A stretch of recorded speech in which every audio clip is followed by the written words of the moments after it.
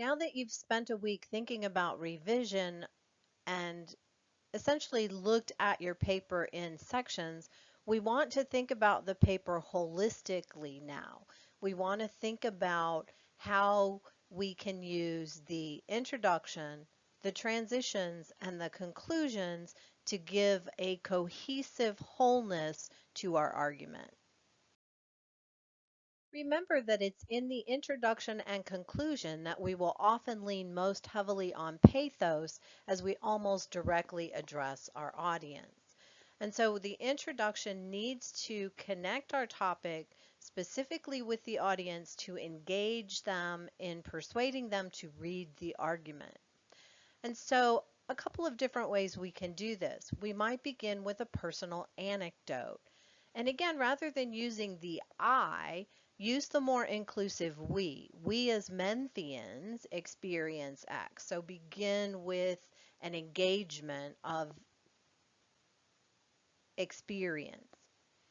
We might use examples, real or hypothetical. So if you're writing about crime, you might begin with a specific case that is in the news, in the public discourse, that will again connect to your audience's experience.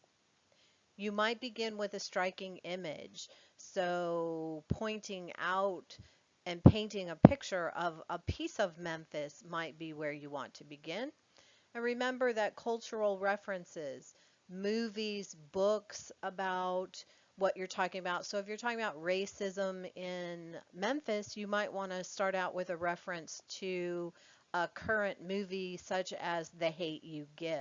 So cultural references that your audience would be familiar with are also very effective in creating that pathos. So effective introductions connect again directly with the audience's experiences. So we have two examples here of introductions into the same essay, and we can see that one is ineffective while the other is effective. So let's first look at the ineffective example. Everyone uses math during their entire lives. Some people use math on the job as adults, and others used math when they were kids. The topic I have chosen to write about for this paper is how I use math in my life both as a child and as an adult. I use math to balance my checkbook and to budget my monthly expenses as an adult. When I was a child, I used math to run a lemonade stand. I will be talking about these things in my paper. Notice how ineffectively this introduction focuses A on the writer and B on the actual assignment. We don't really want to overtly address the idea that we're writing an essay. We want to lead people into our information without making the text itself a topic. So the revision of this is much more effective, both because it's now topic centric, but also because the level of detail is expressive enough to connect with the audience and the reader. A penny saved is a penny earned. The well-known quote by Ben Franklin is an expression I have never quite understood because to me it seems that any penny, whether saved or spent, is still earned no matter what is done with it. My earliest memories of earning and spending money are when I was a 10-year-old when I would sell Dixie cups of Too Sweet lemonade and bags of salty popcorn to the neighborhood kids. From that early age, I learned the importance of money management and the math skills involved. I learned that there were 4 quarters in a dollar, and if I bought a non-food item, like a handful of balloons, that I was going to need to come up with 6 cents for every dollar I spent. I also knew that Kool-Aid packets were 25 cents each, and that I could save money and get 5 of them for a dollar. Today, however, money management involves knowing more than which combination of 10-cent, 5-cent, or 1 penny candies I can get for a dollar. Proper money management today involves knowing interest rates, balancing checkbooks, paying taxes, estimating my paycheck, and budgeting to make ends meet from month to month. again, it's the level of detail here that makes this revised introduction more effective and also more pathetic, as we ourselves, even if we didn't run a lemonade stand, even if we've never purchased lemonade from a lemonade stand, we have seen a lemonade stand somewhere in our lives. Note too that we all have to balance our checkbook and budget. And so again, it's the level of detail that connects to our experience and makes this effective. The first thing I recommend you do is look at your introduction. If it's a short paragraph, you can automatically tell that you don't have the level of detail that is going to be persuasive. In an 8 to 10 page paper, an introduction may be more than one paragraph. If you're utilizing an anecdote or telling us a story or giving us an example, you may in fact need 2 full paragraphs to do that effectively in a detailed and descriptive way.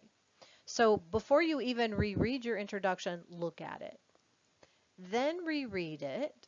Again, compare what you've done and think about, is it more like the example A or the example B in our last slide?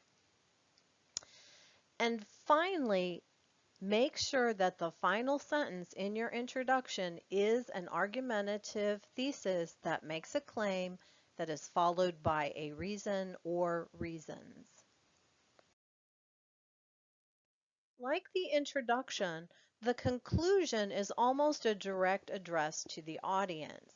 And so effective conclusions should not just reiterate the thesis, but they should go beyond that to tell us how we should utilize that information.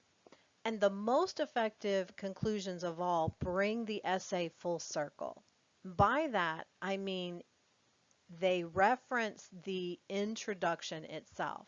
So if we were concluding the essay that we looked at the introduction examples for earlier, we might think about talking about rent and budgeting and going into a little more detail so that we return full circle and effectively tie the essay into a bow.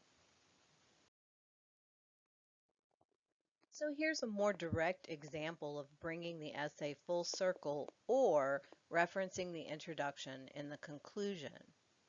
So this argument is about Disneyland, and if we read the introduction, from the parking lot, I could see the towers of the Castle of the Magic Kingdom standing stately against the blue sky.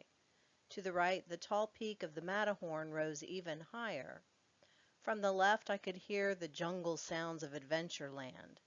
As I entered the gates, Main Street stretched before me in its quaint shops, evoking an old-fashioned small town so charming it could never have existed. I was entranced. Disneyland may have been built for children, but it brings out the child in adults.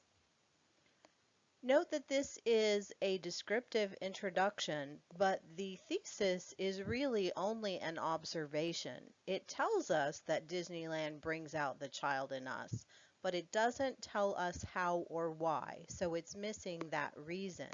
Be careful again when you turn in your fully revised draft that you have a fully argumentative claim and reason thesis. However, what is effective here is the level of description as the writer walks through the gates of Disneyland, and then in the conclusion as he or she walks out. I thought I would spend a few hours in Disneyland, but here I was at 1 a.m., closing time, leaving the front gates with the now dark towers of the Magic Kingdom behind me. I could see tired children toddling along and struggling to keep their eyes open as best they could. Others slept in their parents' arms as we waited for the parking lot tram that would take us to our cars. My 40-year-old feet ached, and I felt a bit sad to think that in a couple of days I would be leaving California. My vacation was over, to go back to my desk. But then I smiled to think that for at least a day I felt like a 10-year-old again. So again, effectively concluding by re-acknowledging that introduction and bringing full closure to the text makes a very effective conclusion. Another effective method of concluding an argument is to challenge your readers to act or to change in a specific manner. And so we have a brief example here. Though serving on a jury is not only a civic responsibility but also an interesting experience, many people still view jury duty as a chore that interrupts their jobs and the routine of their daily lives. However, juries are part of America's attempt to be a free and just society, thus jury duty challenges us to be interested and responsible citizens. So again, helping the reader to recognize their civic duty and not to avoid the duty of sitting on a jury, and challenging them to take full part in the free society. But they do that in a very gentle way. So again, when you challenge your reader, you also want to be careful not to alienate your reader by challenging them from an adversarial position. Another effective example of a conclusion is an appeal to ethos.